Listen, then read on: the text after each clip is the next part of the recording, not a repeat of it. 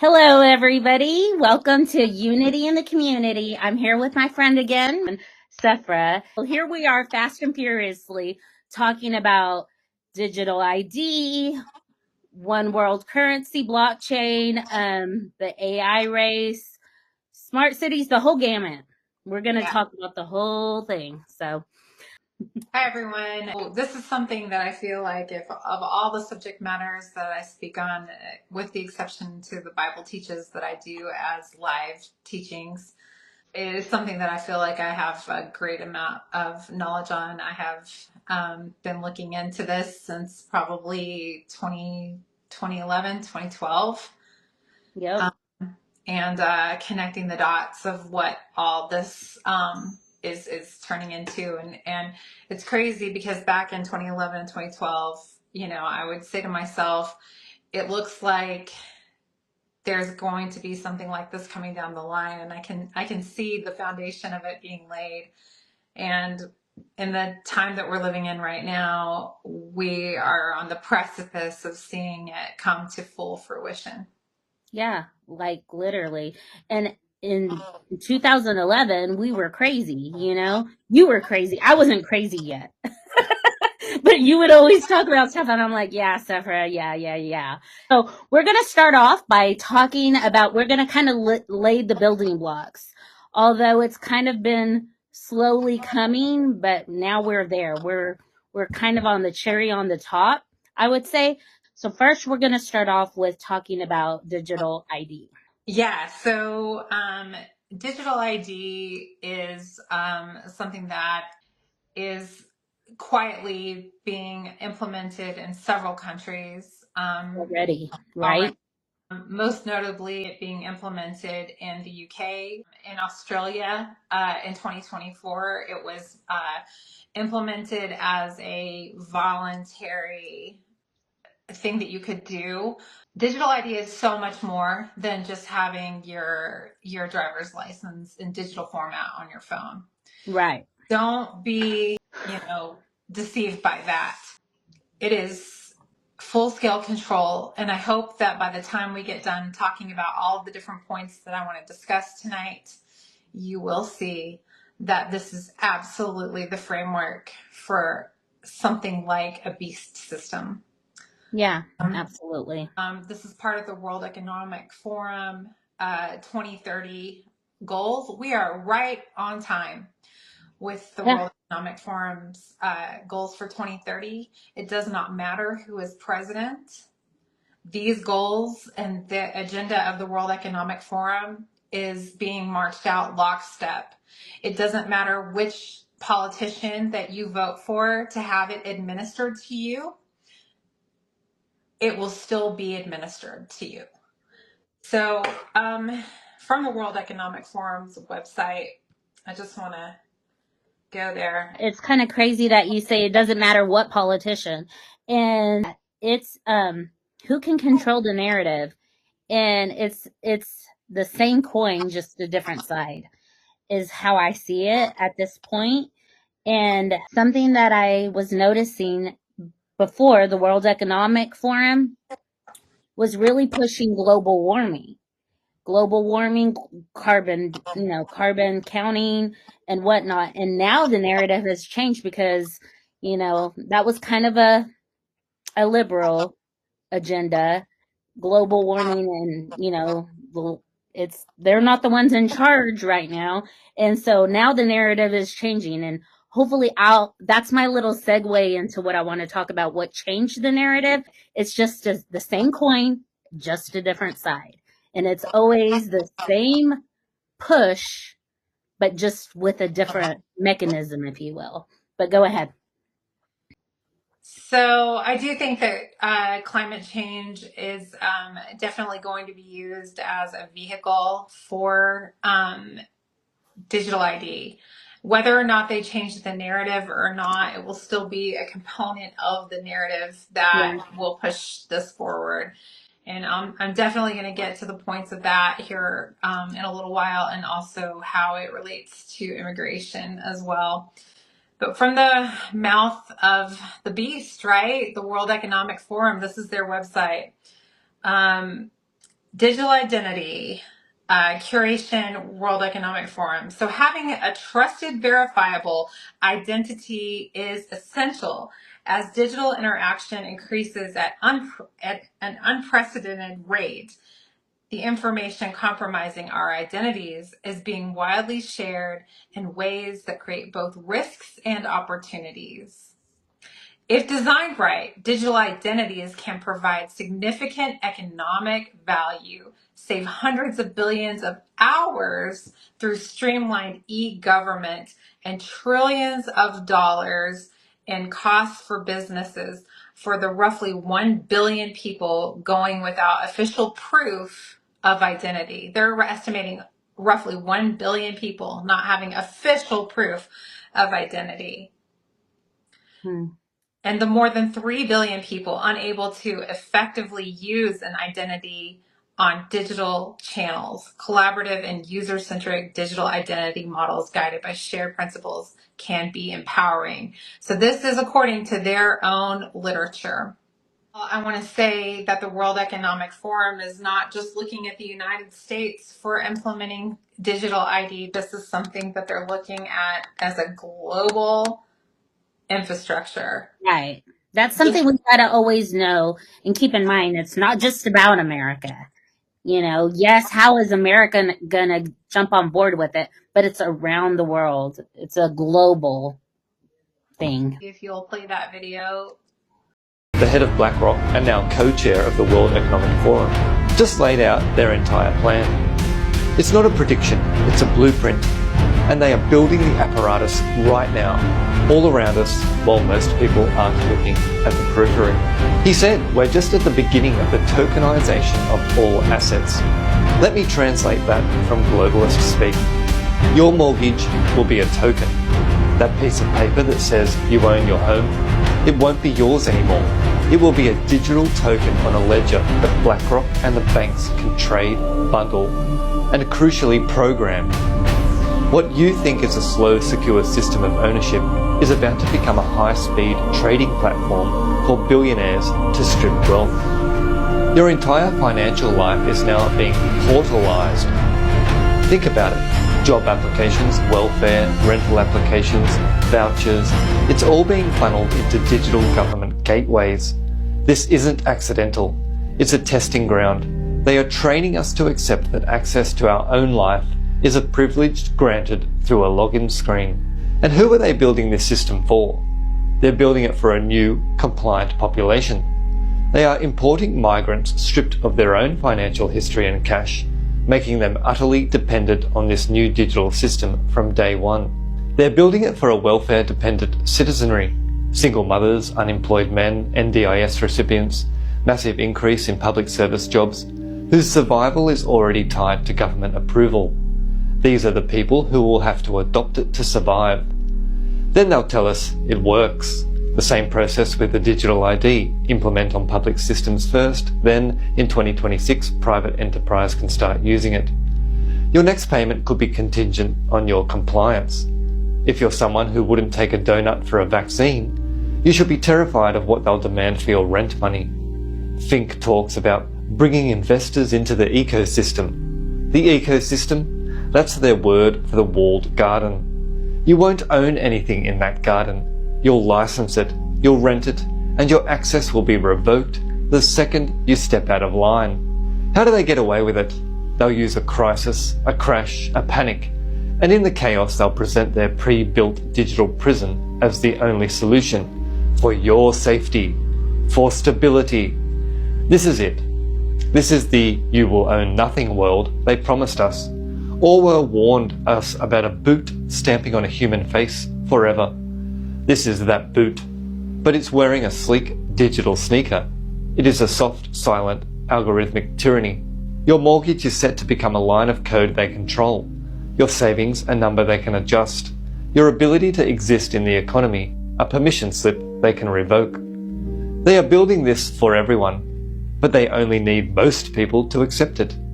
Your job is to make sure you're not one of them. See the pattern, build alternatives, use cash, support real community, because once you're inside their digital ecosystem, getting out won't be an option.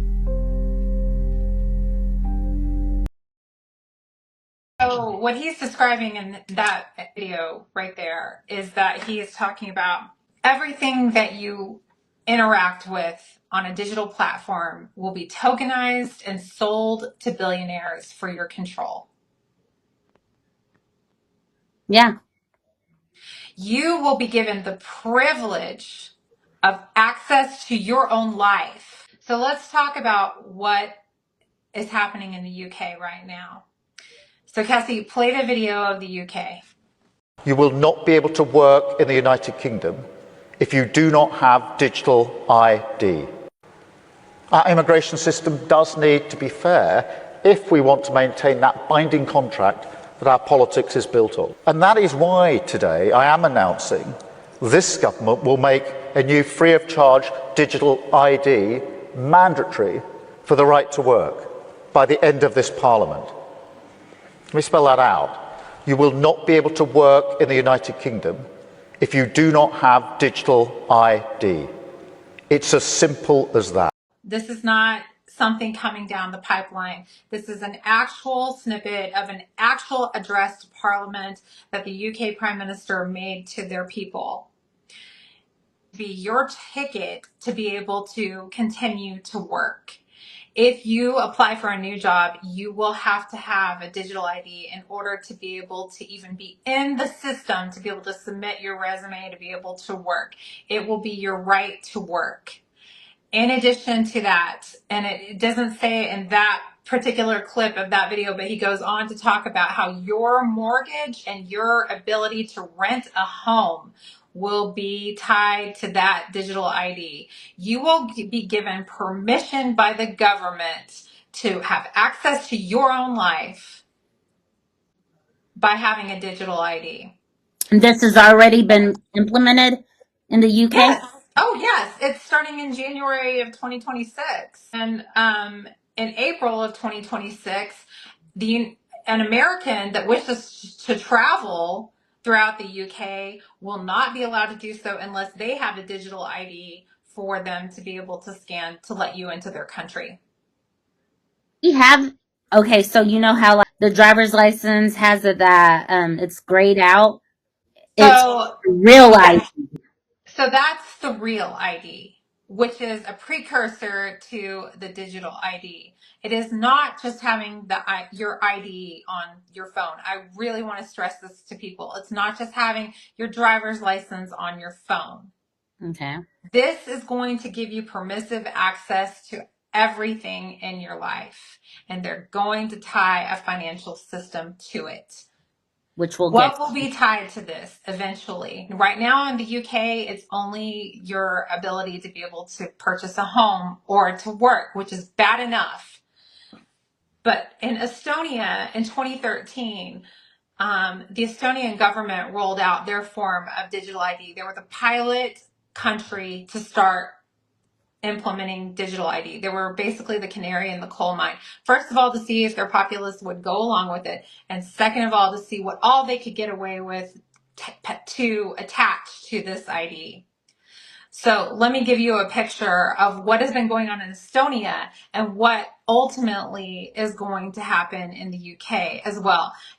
Again, Australia already has a form of this as well. It's voluntary right now. They will make it mandatory. As soon as the UK adopts it, you better believe that it will happen in Australia as well.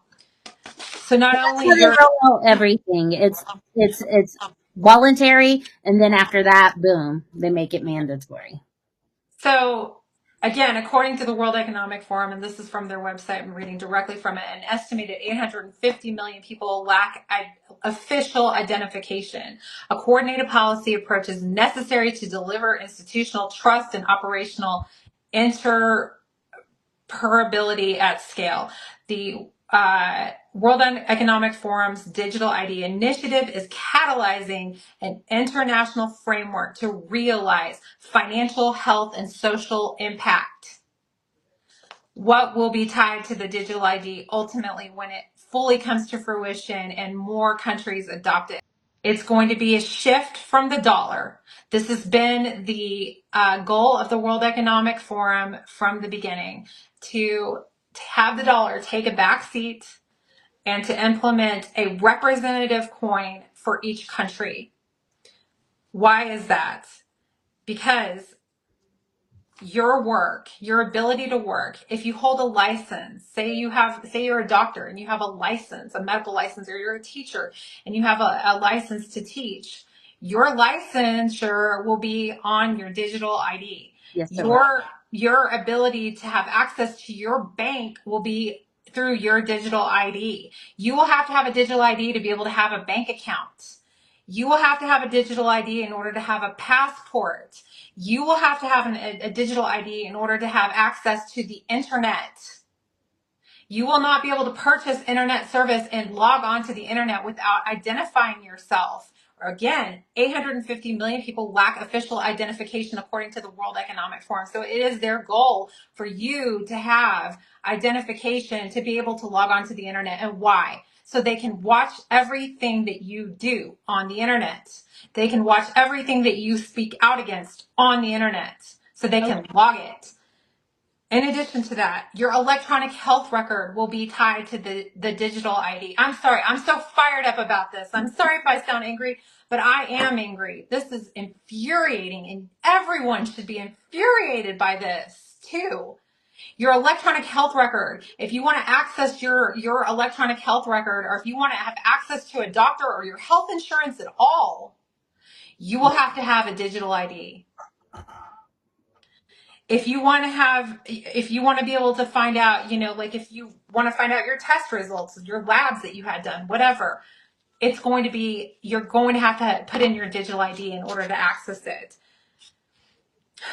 To be able to pay your bills, to be able to have utilities, to be able to have electricity in your home, to be able to have internet, cable, whatever, water, you're going to have your digital ID in order to access those things. Your paycheck being deposited into your bank account your access to it will come through the digital ID. You're going to pay your taxes on the digital ID. And imagine how easy it will be to pay your taxes.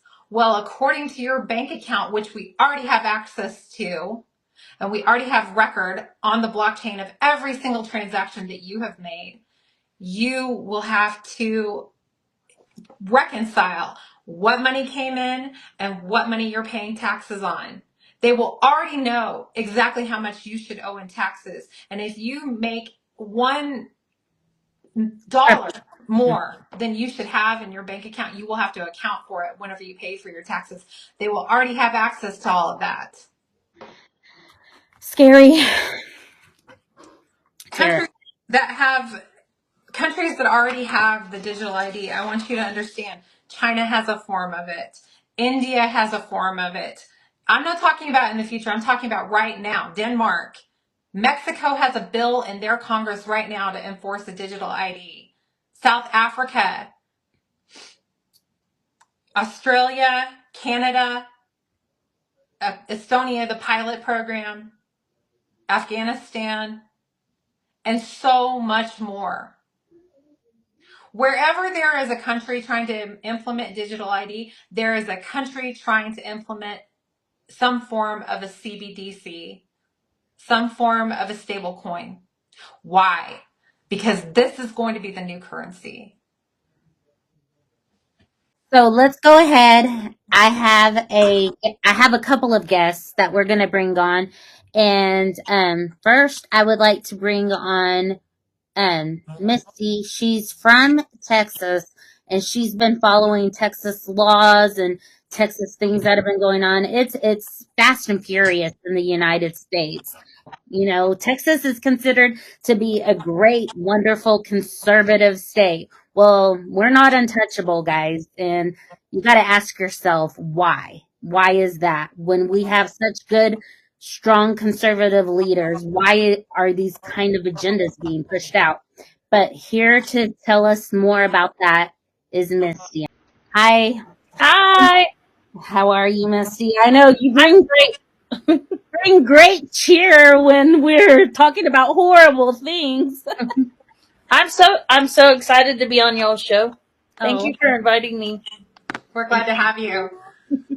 Welcome to the podcast, Misty. So we're talking about digital ID, and more so, how is it affecting Texas as far as what you have found out? Well, ladies, I have some very disturbing information for y'all.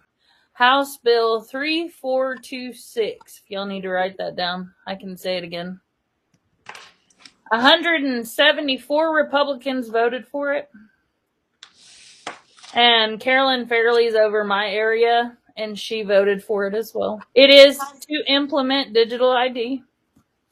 And the fact that 174 Republicans voted for digital ID is a scary thought. This bill was just for Texas. That's what I want people to understand. It was supposed to be implemented September 1st. So it's already in the working.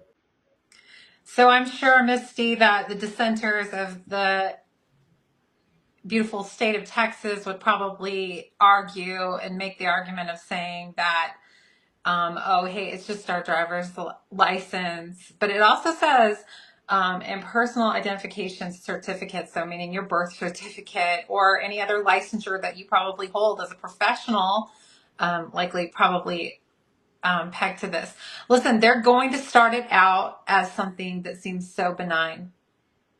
It's going to seem like, oh, it's just having my driver's license on my phone. What is the big deal? And at that point, it probably will not be that big of a deal at that point until you have restrictions made on your life without having this ID. Well, when you were reading earlier, when I was listening to you read about the World Economic Forum stuff, so they were basically trying to sell it like, we don't have IDs or we don't have identification and this is going to save money. That's all a lie. If you listen to them talk about technology, they always say that they're going to save us money. They don't save us money. They always try to sell us this story or this lie about how it's for our safety. That's a lie too. Both those things are lies. How does having It's about control. They want to control us by making us fearful that we don't have so many people that are ID'd. They want to make us fearful that,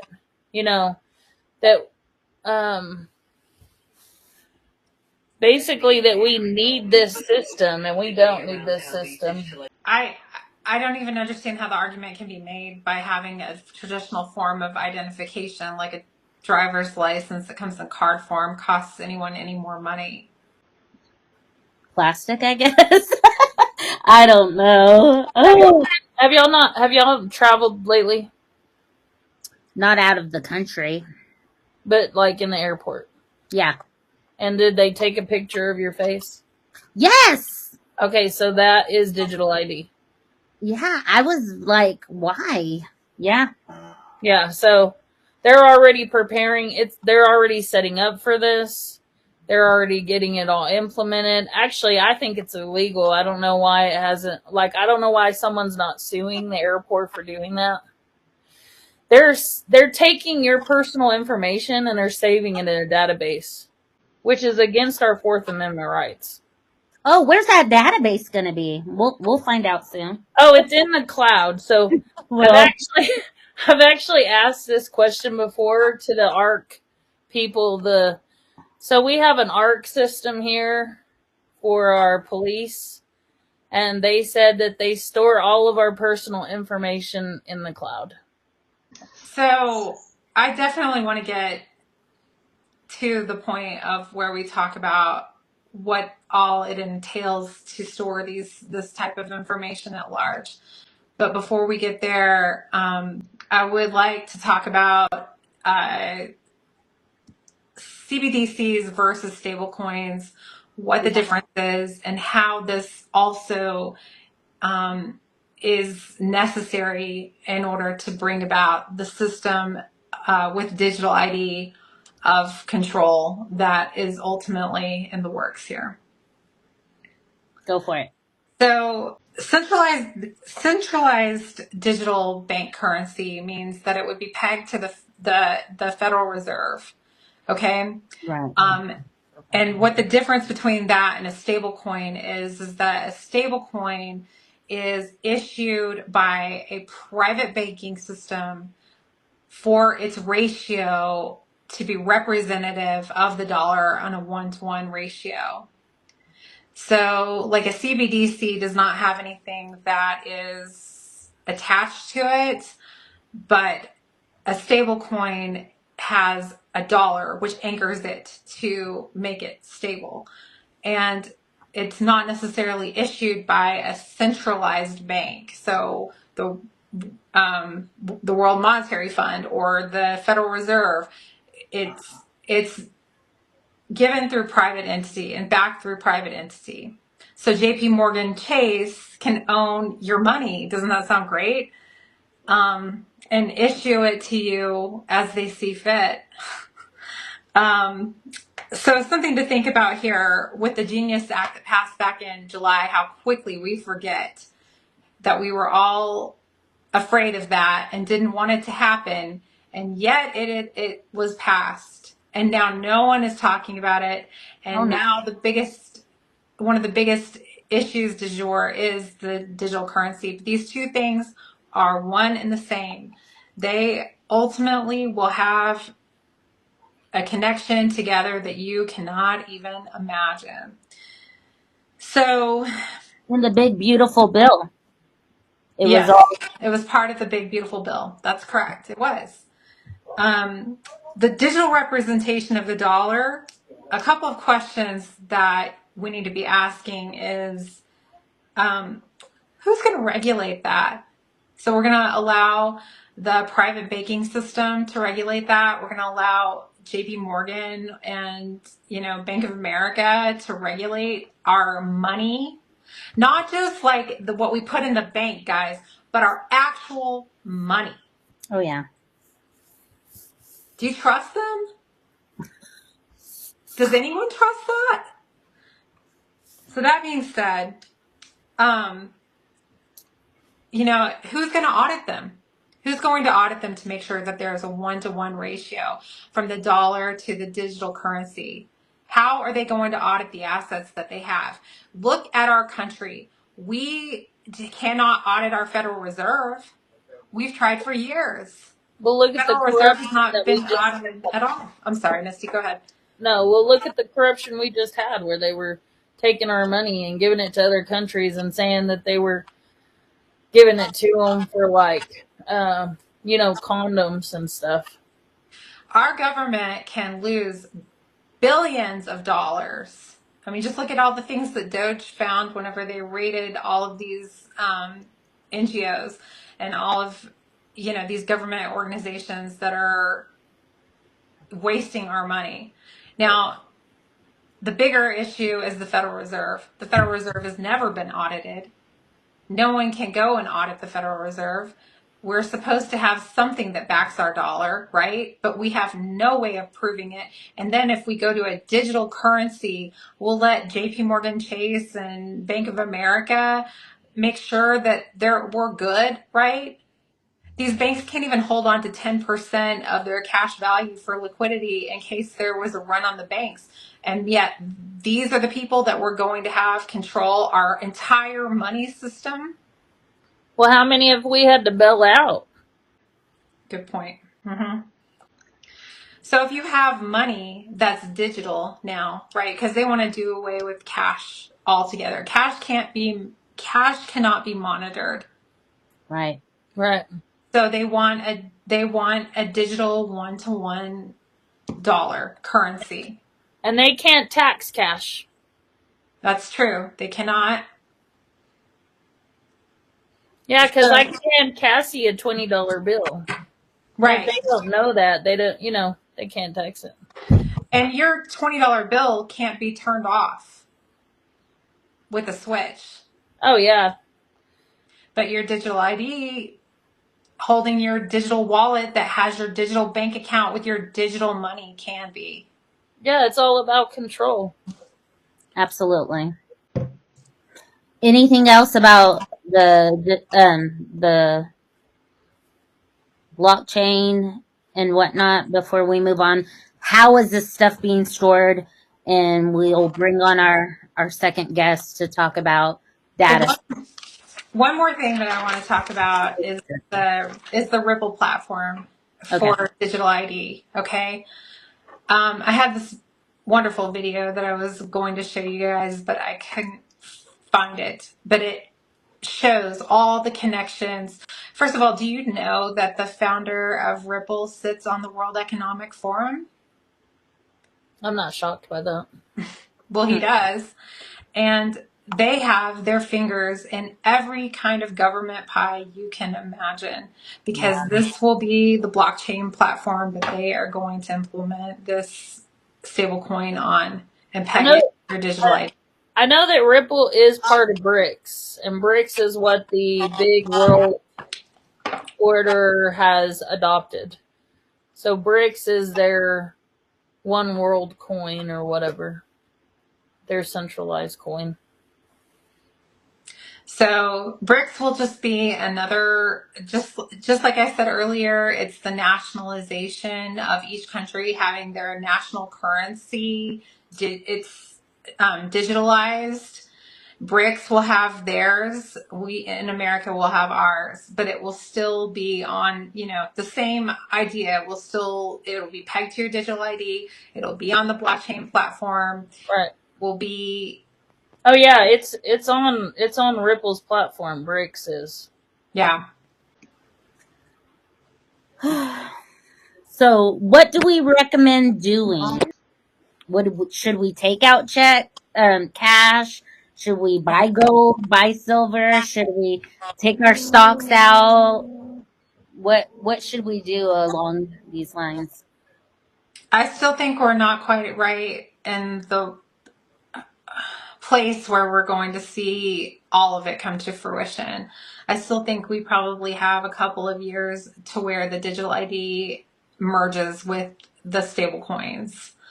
But when you start to see that happen, that is whenever things are going to get really tough for people. You're going to have to make a decision if you're going to join that system or if you're going to not join that system. And there is going to be a tough road ahead for those of us who choose not to join that system.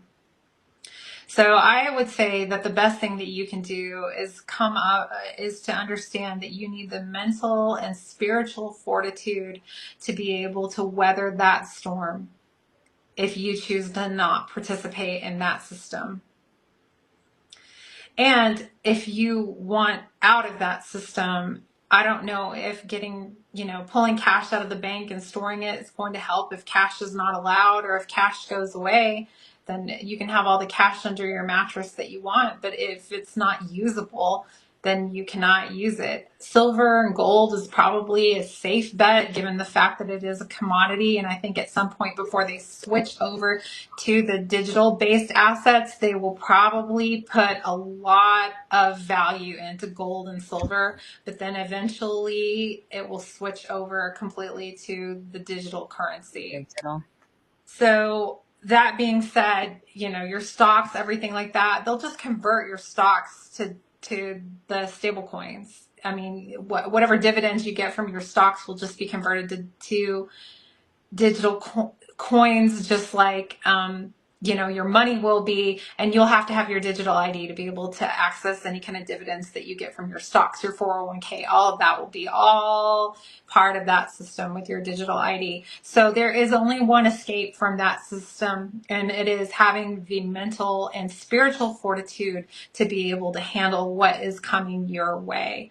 Because in Revelation 13, it talks about a system that is very similar to this, that you cannot buy or sell. And if there is someone who comes along the scene that has power over this and also has a spiritual aspect to that power, you had better believe that if they ask for your allegiance to a spiritual component to this entire system, that you are now living in Revelation 13. I'm not saying that this is the mark of the beast, because there still has to be the spiritual component to it. It still has to be the number of the name. It still has to be the image of the beast. And it still has to have, you have to be able to buy or sell without having these things. But if you start to see that come down the line, you had better make the choice of what you're going to do. And I am sorry to tell you, Christians, that it is time to crack open your Bibles and take a read, because you are most likely not going to be raptured out before you see this stuff come to fruition. And you need to hear me. Many of you are going around making videos saying, listen to me, you're going around making videos, you're telling each other in private, oh, we're just going to get raptured out of here, we're just going to go up. I can't wait till all that stuff happens, because I just can't wait till we just go up into the clouds and meet our Savior. Listen to me. Listen to me. Go read Revelation and understand what happens to the tribulation saints. Who are the tribulation saints? Those who are still there on the earth. Mm-hmm. The evidence for the pre-tribulation rapture, guys, you better read your Bible. Doesn't really add up. It does not add up. So we are either going to go through something like a mid-tribulation rapture, or we're going to endure to the end. And those who keep the commandments and those who have the testimony of Yeshua will be saved. So if you want out of this system, you better join the kingdom. Well, yeah, not just that, but I mean, we as patriots, we need to start raising up good candidates and putting them in places of power. These candidates, like 174 Republicans that are voting against the American people, they are voting against us. They need to be taken out of their seat, and new people will need to be brought in. If they're not voting for us, then they don't need to be in position. That's absolutely true. They don't represent us, and what we want as the people, then why are we voting for them? Why are we getting them in office? But I want to bring on someone that I've recently met, and she may bring a different perspective about this, but I feel like her voice definitely needs to be heard. Her name is Kendra Kay, so I'm going to go ahead and bring her on. Let's welcome her. Welcome, Kendra. Hi, guys. Hi. Thanks for having me. Thank you for enjoying till the end and hearing us talk. But what do you got to say, friend? Yeah, all of this stuff is very scary, but it's very real, and it's all something we should be paying attention to. And to not be bogged down by the thought that we don't have an option in this, that inevitability is just what it is. We still are people, we're still alive, and we're still able to fight, so we should. Yeah. What is it that you're fighting right now concerning? Currently, I am with a team of people that are fighting against Fermi America, developing an AI data center outside of Amarillo, Texas, in Franklin County. We What is appreciate your you fighting reason? for that. Yeah, kudos. What is your reason for fighting this? And it seems like AI data centers are popping up everywhere in Texas, but what is it that particularly concerns you? Well, I think the list of reasons I would be for it are way smaller, which is actually none. So there's not really any good reason to have these here. I understand like a regular data center is where we store most of our things that we have, like our cloud. These things are just online somewhere. We have to be able to access them. So we have data centers all over the country. They're part of our larger, like a Google and Amazon, things like that, so that we can access them quicker, right? That's what makes it so feasible for us to have a cell phone, right? So an AI data center requires a lot more energy, so they can store more things faster, access to it, and be able to teach it what it is that it's needing to store. So when we're talking about things like Real ID, when we're talking about tracking our spending habits, our health information, all of these benefits, being able to like scour the whole internet, your socials, everything, facial recognition for military use, all of these things are tied back to how come they need AI data centers, because they need to be able to store all of this information and access it very quickly and run through it and organize it correctly so that they can put it to use however they need to. This is just data brokering. But now the data is us and not just cute pictures of kittens in teacups. Wow. Yeah. So Kendra, that being said, with obviously we are able to do all of these things with the current infrastructure that we currently have, and we're not, lacking anything as we sit right now. And my argument would be that, we don't need these data centers, but what they do need them for is to be able to run all of those things that I was just talking about being pegged to a digital ID, your mortgage, your bank account, your licensures that you hold, your passport, your internet access, your electronic health record, your bills, utilities, your paycheck, your taxes, your social security, if you're on any kind of electronic benefits, Centralized. all of that.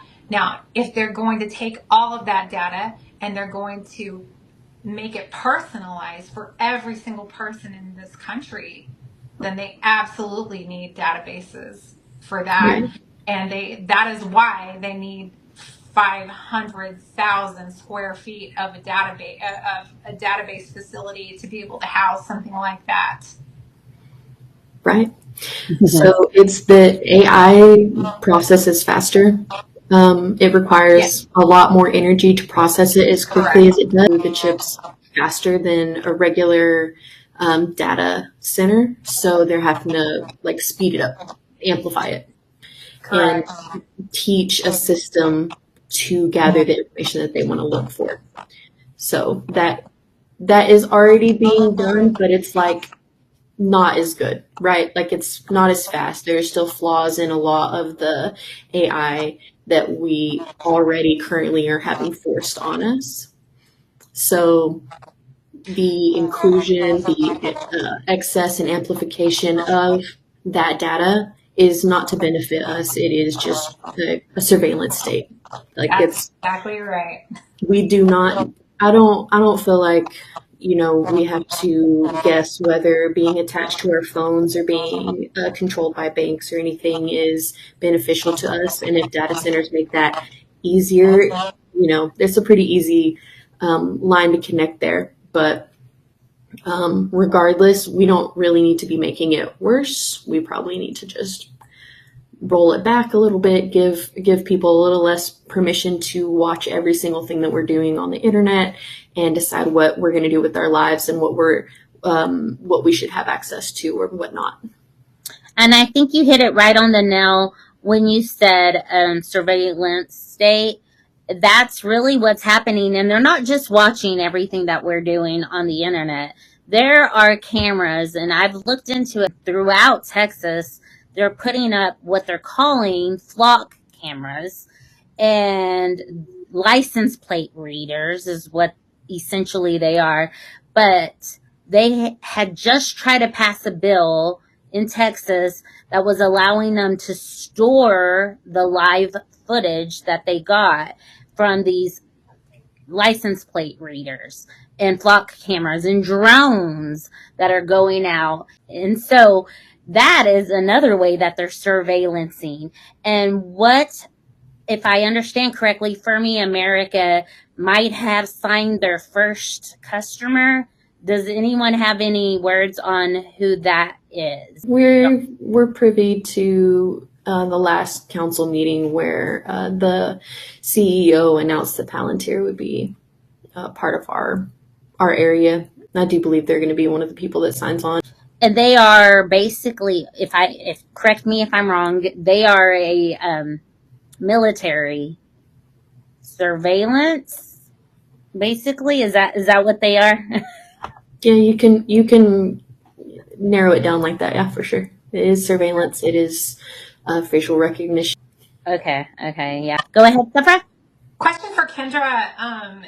I've heard that that they are permitting through, I guess, like Texas Tech, who owns the land of this data center that's going in, they're permitting up to 10 million gallons of water to be used out of the Ogallala Aquifer per day.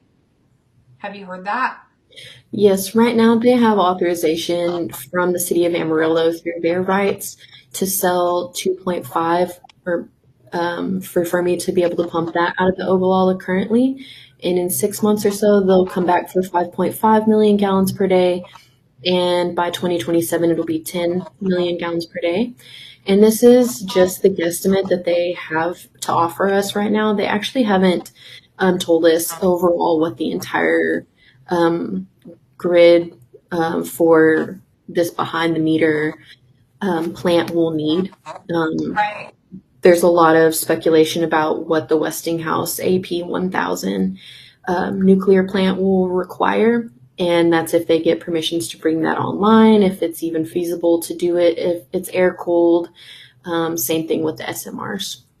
They were saying as low as 27 million gallons per day is potential what they might use for the whole plant, but someone who crunched the numbers on that, and that's equivalent to 150.8 million homes worth of water.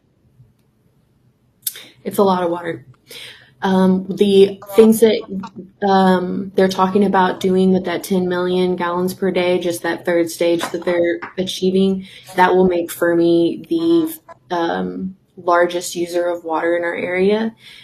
15% of our water would go to them. You guys will probably start to see the water restrictions taking place that take place over in other parts of Texas, where you start going into water restrictions and farming, which is one of the biggest parts of the economy in West Texas now, is at a huge risk because they're not going to be able to grow their crops with the level of irrigation that they're currently working at, probably going to have water restrictions on them. Cattle, which is one of the largest components of the economy in West Texas.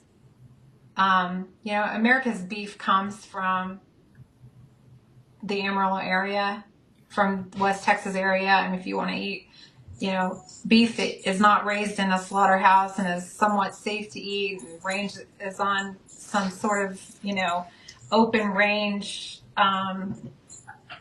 ethically raised beef. That's not going to be an option if this water is not allowed to go to the farmers and ranchers of the area. Well, according to the World Economic Forum, they don't want us eating beef because that's part of our carbon. Oh, that's absolutely right. Yeah. So maybe this is how they're going to break us. So maybe we can just eat data, right? Oh my gosh. What about the ranchers? What about the farmers, Cassie, Well- they want you to eat worms.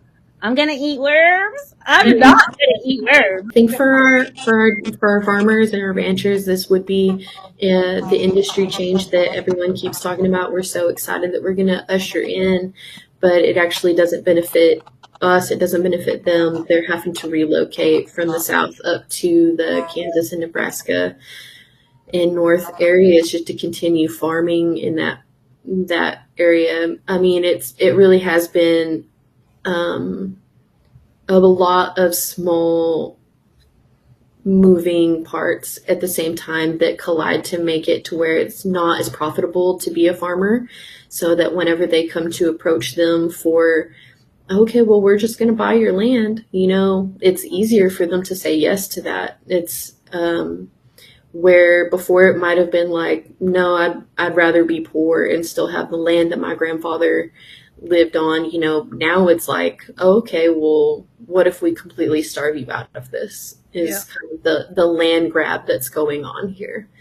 And it's all the way from tariffs and streamline it, like their intention is not to protect us. Their intention is to control and to have power over.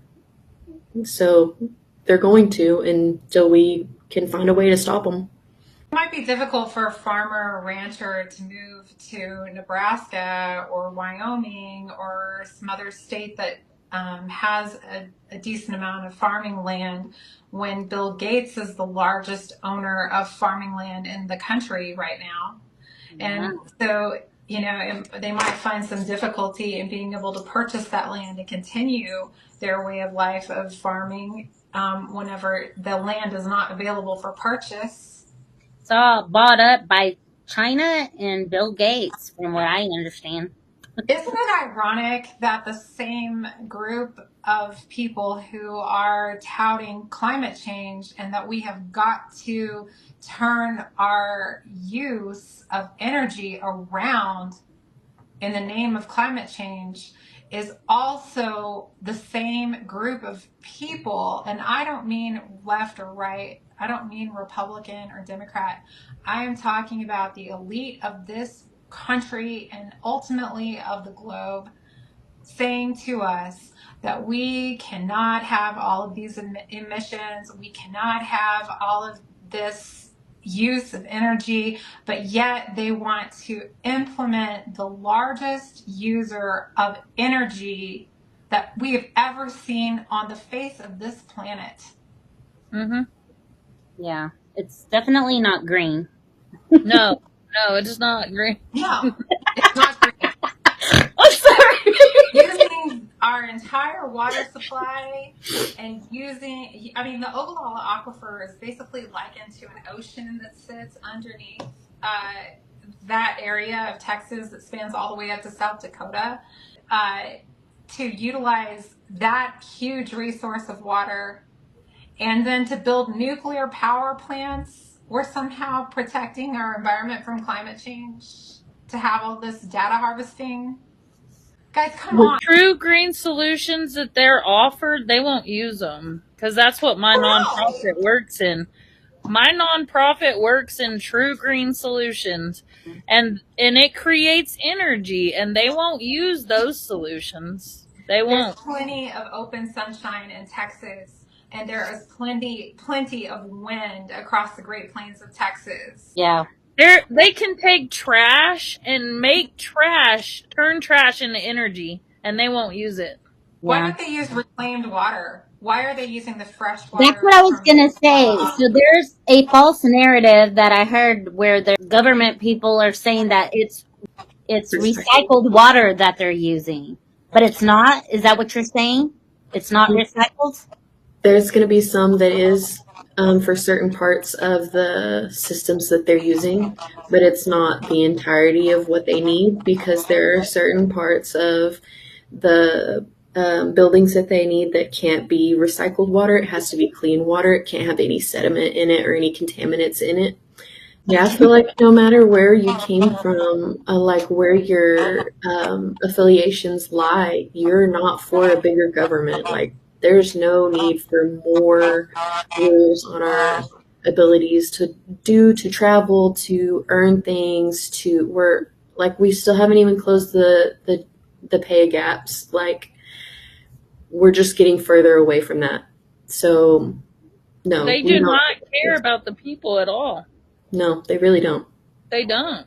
The corporations make the money, and they want us to slave to death and take all of our taxes, and they want us to pay for everything. They don't want us to have a say-so. They want to control the narrative. It's sick. Mm-hmm. I agree. And one thing I wanted to talk about, I wanted to bring this up because this just happened. This news article is by CNN Business. This was written October 28th, 2025 by David Goldman, if that matters. But it looks like our friend Bill Gates, that we were talking about, who owns all the land, who pushed climate control so strongly, has now had a change of heart. So I think the narrative has been changed, guys. And what it says here, I'm just going to read a little bit about it, that he published a remarkable essay Tuesday that argued resources must be shifted away from the battle against climate change. Instead, Gate argues the world's philanthropists must increase their investments in other efforts aimed at preventing disease and hunger.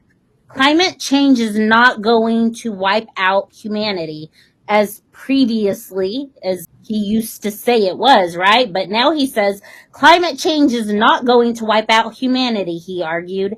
And past efforts that strive to achieve zero carbon emissions have made real progress. But Gates said that past investments fighting climate change have been misplaced and too much good money has been put into expensive and questionable efforts. So it looks like he's changed his tune on climate change. I wonder why. Developing this morning, a new controversy erupting on the far left. One of the most vocal climate change activists now says we need to forget focusing on green energy and stop investing in expensive and questionable efforts for, quote, zero carbon emissions. In an essay, billionaire Bill Gates argues climate change is not going to wipe out humanity and says all the money that was spent to try and get rid of fossil fuels has essentially been wasted. Instead, he says that money could go toward fighting world hunger and preventing life-threatening diseases. Gates' essay does come ahead of next month's Global Climate Change Summit and has caused a firestorm on social media. A post from one user that's gone viral states, "This is a huge victory. Bill Gates and the climate change alarmists are finally admitting humans will be just fine. Truth tellers were demonized for years for saying the extremism was unwarranted. But even with massive censorship, the data keeps proving that human activity isn't causing the planet to combust."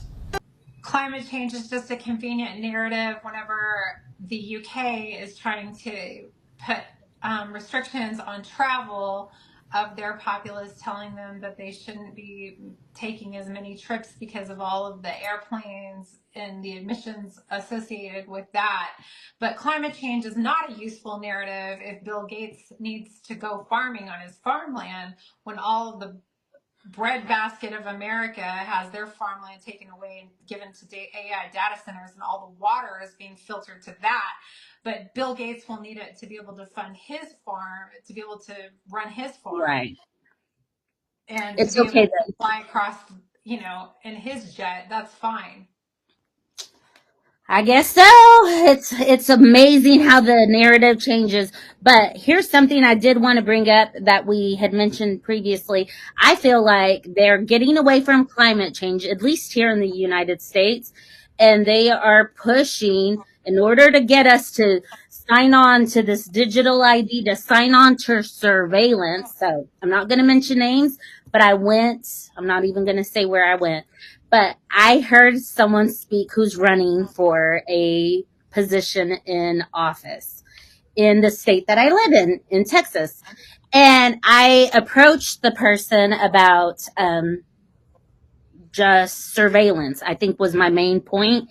The surveillance happening. And he said, well, it does catch a lot of those, a lot of people who steal cars, and it's helping us locate and find all of those illegal immigrants. And he says the cameras are helpful, and you should just, you should be okay with them because they're helpful. I looked at him like, oh my gosh, wow. And I walked off. I wasn't going to talk anymore because I was just appalled. That being said, that's the narrative that the conservatives, at least, are pushing on to get us to bite the apple. And I'm not going to bite it. Sorry. I'll stick with my cheeseburger. Yeah, that's safety. Yeah. And is safety at the risk of our liberties, our freedom? Never. Peace and safety for our freedoms and our liberties. Never. Right. It says that if you're willing to sacrifice your freedoms for safety, you deserve neither. Oh, that's it. Benjamin Franklin. That is so good. I mean, we could really end it on that note for sure. Well, let's go ahead and end this segment. Thank you so much, Kendra. Thank you so much, Misty, for being a part of this and listening to me and Sephora rant and joining in our rant. But let's definitely I want to close this out, if that's okay, in a prayer. Father God, we just lift up everyone that is struggling right now, that there would be no fear in anyone's hearts, but that we would have our eyes open to what's going on. And we pray, God, that you would protect your people during this time, that that's all this is. It's a season, and that we could get through it with, just victoriously, that we wouldn't have to go hungry. We wouldn't have to go without medical care, that we would just be able to get through this whole season victoriously. In Jesus' name, amen. Amen. Amen. Well, thank you guys for being on here. See you soon. Y'all Bye, take you care. guys. Thank you. Bye, Keep guys. your eyes open and endure to the end. Bye-bye.